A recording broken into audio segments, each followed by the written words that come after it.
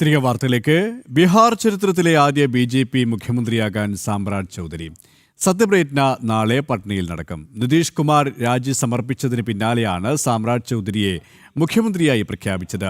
10 തവണയായി 20 വർഷക്കാലം ബീഹാറിൽ മുഖ്യമന്ത്രിയായിരുന്നുവെന്ന റെക്കോർഡുമായാണ് നിതീഷ് പടിയിറങ്ങിയത്.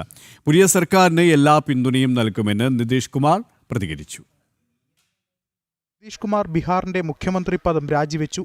വൈകിട്ട് പട്നയിലെ പഴയ സെക്രട്ടേറിയറ്റിൽ നടന്ന അവസാന ക്യാബിനറ്റ് യോഗത്തിന് പിന്നാലെ നിതീഷ് കുമാർ ഗവർണർക്ക് രാജിക്കത്ത് കൈമാറി. സംസ്ഥാനത്തിന്റെ ഭരണത്തിൽ പുതിയ സർക്കാരിന് തന്റെ പൂർണ്ണ പിന്തുണയും മാർഗനിർദ്ദേശവും ഉണ്ടാകുമെന്ന് അദ്ദേഹം വ്യക്തമാക്കി. ബീഹാറിലെ വികസന പ്രവർത്തനങ്ങൾ അതിവേഗം മുന്നോട്ട് കൊണ്ടുപോകാൻ സാമ്രാജ് ചൗധരിയുടെ നേതൃത്വത്തിന് കഴിയുമെന്ന് അദ്ദേഹം പ്രത്യാശ പ്രകടിപ്പിച്ചു.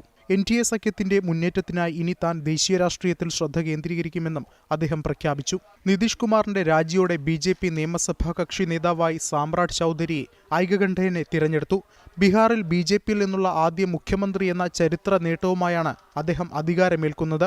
നിലവിൽ സംസ്ഥാനത്തെ ഉപമുഖ്യമന്ത്രിയായിരുന്ന സാമ്രാജ് ചൗധരിയെ BJP കേന്ദ്ര നിരീക്ഷകൻ ശിവരാജ് സിംഗ് ചൗഹാന്റെ സാന്നിധ്യത്തിലാണ് നേതാവായി തിരഞ്ഞെടുത്തത്. നാളെ രാവിലെ 11 മണിക്ക് പാട്നയിലെ ലോക്ഭവനിൽ വെച്ചാണ് സത്യപ്രതിജ്ഞാ ചടങ്ങ്. പുതിയ മന്ത്രിസഭയിൽ BJPക്ക് പുറമെ JDU, LJP എന്നീ കക്ഷികളിലെ പ്രതിനിധികളും മന്ത്രിമാരായി സത്യപ്രതിജ്ഞ ചെയ്യും. വിജയകുമാർ സിൻഹ ഉപമുഖ്യമന്ത്രിയായി തുടരുമെന്നാണ് റിപ്പോർട്ടുകൾ. ജനം, ഡൽഹി.